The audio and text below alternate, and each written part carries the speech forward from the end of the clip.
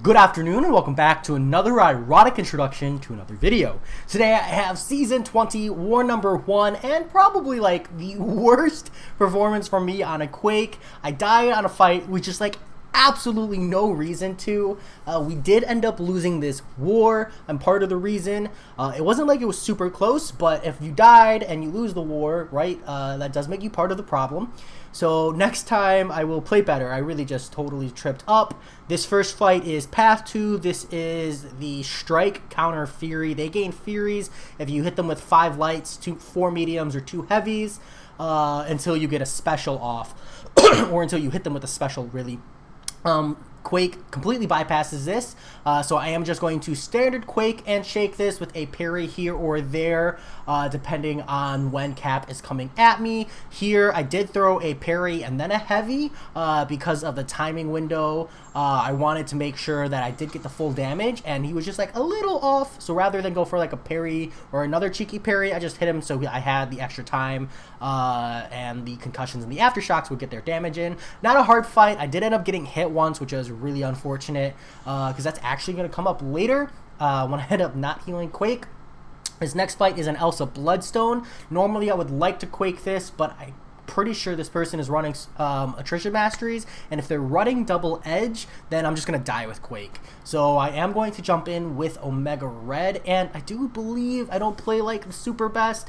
At this moment I'm like really considering, do I jump in with Quake and risk it? I decided to take the safe option and jump in with Omega Red. I don't want to take any chip damage before I need him later, but it is what it is. We jump in, and it turns out that she's not. So I guess I should have just waited and found out, you know, that this person wasn't. It's kind of weird that they're running Elsa Bloodstone on defense without them. There I went for a parry delayed heavy, and I took a special one to the face, which is really unfortunate. This person is probably running, I think, 3 points in limber based on the duration of their stun, maybe 4. It doesn't feel like a max limber, that's for sure. I do throw a special one to get some of my health back. The special one didn't absolutely obliterate me, so that's good. They didn't have any Furies built up. It was just unfortunate chip damage that didn't need to be there. Next time I log in, all the minis are cleared, so I moved down to Captain Marvel movie. Now, there's nothing crazy about this fight. It is literally just a Captain Marvel movie if you're quaking it. I end up taking a 5 hit to the face, though. I didn't heal. I mean, I have taken a little bit of damage on Quake, but I'm at 83%. I'm fairly healthy. I'm going to lose another 10% or so to double edge. But, you know, none of that's really a concern. I shouldn't be taking any hits. She's not a stubborn defender. There's no crazy mechanics here. It's all going fine and dandy. We're off to a really good start. Captain Marvel movies, like, animations aren't weird or wacky. They do have a whiff sound, which really throws me off, but at the time I had actually turned my sound off for this fight, I believe. So I wasn't having any issues with that either. She is playing a little more aggressive, which is unfortunate as far as like damage per second goes, but it's a pretty consistent fight. I've got her almost all the way down here, and it's almost right at the end. I think I get one more rotation off, and then I take a 5 hit to the face. I really don't know what happened. I just didn't react. So she's gonna go in here, and I do the standard quaking here. I'm almost done, and I let go of heavy. I really don't know why I let go of heavy. I just did. I think my like finger slipped off, and there's nothing to it. I legitimately let go. Like when it happened, I like knew I was gonna take a combo to the face, and she just wrecked me. It is a high enough health on Captain Marvel movie that a combo to the face will wreck you, and that is kind of one of the downfalls of Quake, where if you mess up, it's almost an instant death. Like, she doesn't have any real good tank traits to her, so you take that combo to the face and you're dead. You know, it's that high risk, high reward playstyle, but normally I'm consistent with Quake. So that was just unfortunate. Finished her off with Captain Marvel movie. Here I have Omega Red versus Ronin. I was taking that combo because I was actually trying to pause. I had gotten a parry. I was trying to pause because I forgot to hit record.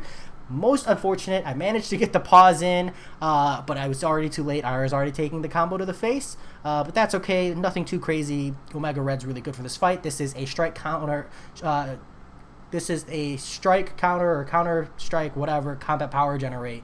So as long as I don't have to worry about specials, it's not a problem. I'm not really concerned. I am able to do a heavy special 1 rotation, get a lot of my health back after that chip damage. Ronin doesn't hit the hardest, so this is probably a diversity defender, I would say. This next one here is probably more of a serious one. It's Mr. Sinister. strike counter combat power rate. This one can be a little bit more annoying because you don't really want to dot Mr. Sinister, but he's kind of tanky, and I do think he's a stubborn defender as well, which would be kind of annoying, especially since you want a lot of your damage to come elsewhere. So you can't be reliant on specials at all, but if you're not reliant on specials, you're not necessarily getting a lot of big damage. Omega Red makes this a fairly simple fight. I'm actually going to heal up at the start. I do essentially a medium 4-hit combo, and then a double medium, and then a heavy to make sure that I'm dropping all of the charges all at once. I push him up to a special 2 intentionally, and I'm just going to block it. I'm not really worried about the chip damage. Concussion's annoying, but I've already got him most of the way down, so I'm just going to time out that concussion. It allowed me to play really aggressive, and I'm okay with that. Again, I'm not really concerned about power gain. I'm just going to let my degens do most of the damage. Here, I'm not even hitting him because I didn't want to generate any power on him before I dropped that heavy. And he's got the degen on, so I'm baiting heavies and stuff here because I don't want to have him throw the special 1 and pass the degen back my way. So now we just wait. It's just a matter of letting the degeneration do most of the work, try to bait him to a special 2 if at all possible, and get my heavies on for the good times. He's pretty much dead here. Degen does the work. I jump in to finish it off. It's an annoying fight, but it's definitely not the hardest. I definitely think it would be a little bit worse if he throws that special 1 back my way, but as long as I play relatively aggressive, I don't think I'll ever have to worry about it. Pretty simple. In an ideal world, I would just Quake it, but Quake was dead at the time. It is what it is. So next up, I have this Killmonger shared mini. It's a buffet Killmonger. I don't really have to worry about the boosted armor up as well, as he is a stubborn defender, so I do have to worry about dexing those. Killmonger with Omega Red is pretty simple, especially with the stubborn defender. I'm going to do my standard medium 4-hit combo, and then I'm going to hit into his block to build up some spores. Then I'm going to drop my heavy, since I've got a pretty good amount here. I do accidentally dex that, so I lose a lot of that damage over time, which is unfortunate. But then I'm going to go in for my double medium. Now I've expended pretty much all of my charges, and then secure my heavy lock-in once again. At this point now, I'm really just trying to let the degens do a lot of the work. So I'm not going in for full combos because I don't want to accidentally push him to a special 3. And I'm really just slow playing it. There I accidentally dex special 1. I thought that was going to be like a parry special 1. Very unfortunate, but that's okay. Dex this special 2. And go back in. I'm going to go for a full combo here because I want those spores to build back up, a parry and a heavy to relock the damage in. He does get the stubborn off again. Super annoying, but not a big deal. Buffet is healing him up, but I'm getting more damage off my damage over time. It's just a matter of like acknowledging it's a long fight, not necessarily a hard one. I'm going to block the last hit of this special 1. I evaded the first 2 to avoid chip damage, block the last hit to remove the indestructibility. Here it's just a matter of stalling out, so I'm going for a series of parries, just waiting for the degen to kill him. Again, long fight, not super hard, but definitely, I'd say a pretty good placement. I don't know if there's better, but it's definitely an annoying placement, and that's really, I think, the point. Next up, I have this Rage Korg mini. This fight, the biggest concern is just making sure that you don't accidentally trigger the Furies. So I'm going in for full, like a medium 4 light whenever I get my damage window. I do see that my medium crit didn't trigger Rage, which is really nice.